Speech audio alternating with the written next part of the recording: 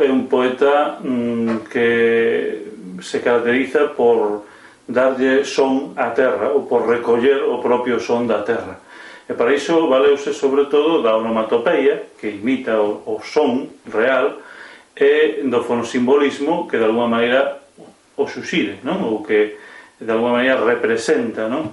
A través do son, pois calquera tipo de sensación, non?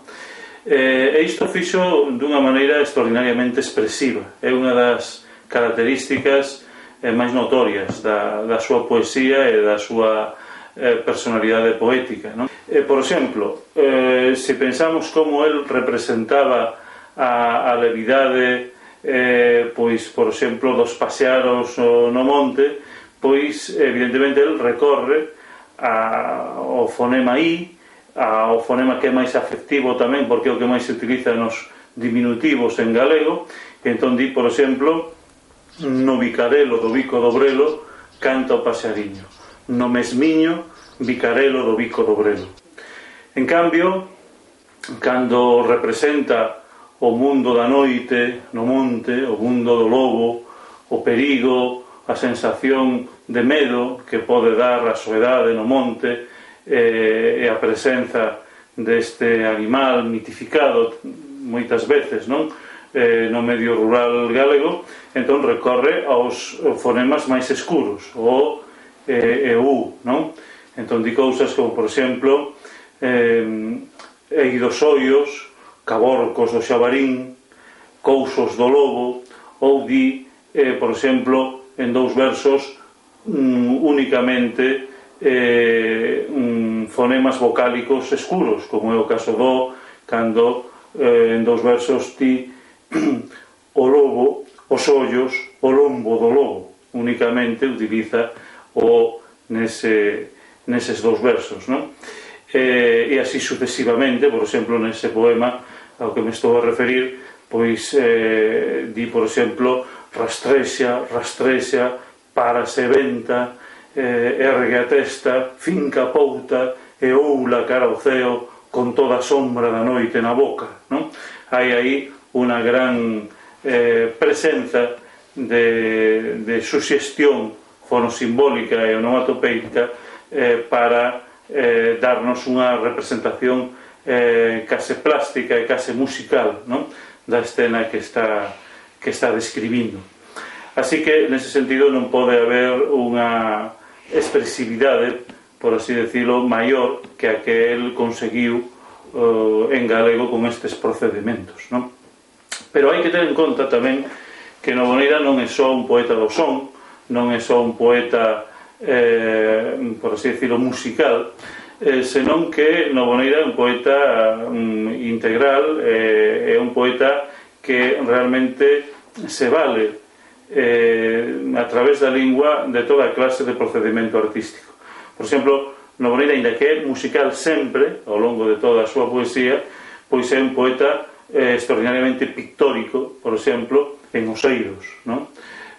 Ou é un poeta que recorre ao debuxo nos poemas caligráficos, non? Ou é un poeta que recorre á plástica na súa erótica, por exemplo, en Muller para lonxe, e mesmo en Elexías do Courel.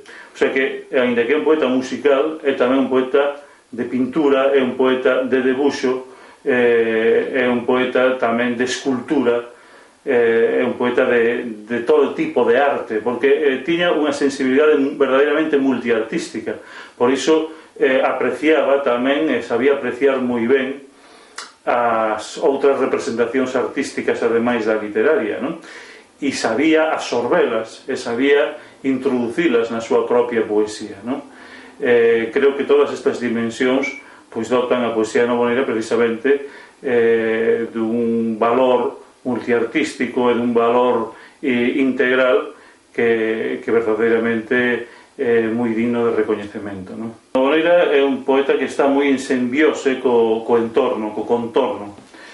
polo tanto, cando está no Courel, claro, o Courel ten unha extraordinaria presenza na súa poesía, e se ademais coincide con períodos na súa vida de soledade ou de preocupación existencial, pois isto é absolutamente dominante na poesía que fai nese momento. En cambio, cando Noboneira ten outro tipo de vida e outro tipo de relación, pois lóxicamente tamén a súa poesía varía, porque Noboneira é fundamentalmente un poeta da autenticidade. El expresa exclusivamente o que sinte, o que vive.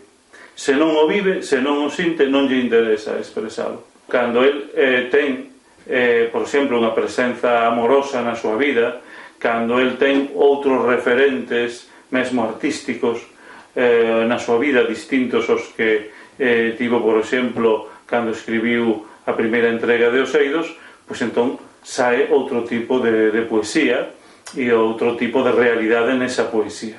É o que ocorre, por exemplo, en Muller para lonxe, que é unha poesía, claro, para empezar tamén, claro, máis urbana, non?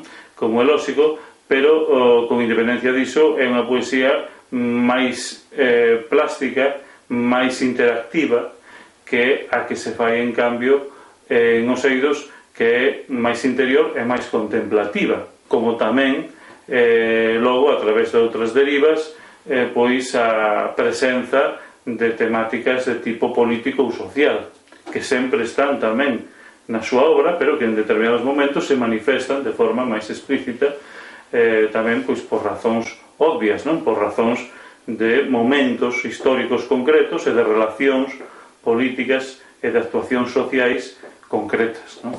El era como persoa, pero tamén como poeta, pois verdadeiramente auténtico, ou seja que realmente expresaba únicamente o que sentía e valoraba únicamente en poesía aquilo que sae efectivamente do fondo e que non poderíamos deixar de alguna maneira de expresarlo. Sentí plenamente identificado con el. Encontrei unha persoa moderna, juvenil, naquel mundo de vellos que era da ditadura franquista e moitas veces tamén literaria e estéticamente dos que a combatían, pois encontreime con unha persoa máis nova mesmo que outros que eran da miña idade, non? Literariamente falando.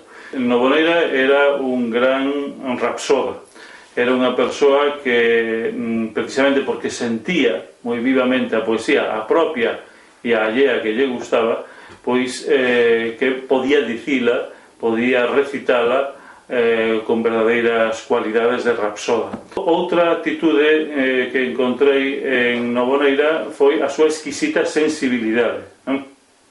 Noboneira apreciaba non só a poesía, non só a literatura, non era unha persoa que vivía exclusivamente digamos ensimismada nun xénero, non? Senón que lle interesaba a plástica, que lle interesaba o cine, que lle interesaba a pintura, o debuxo,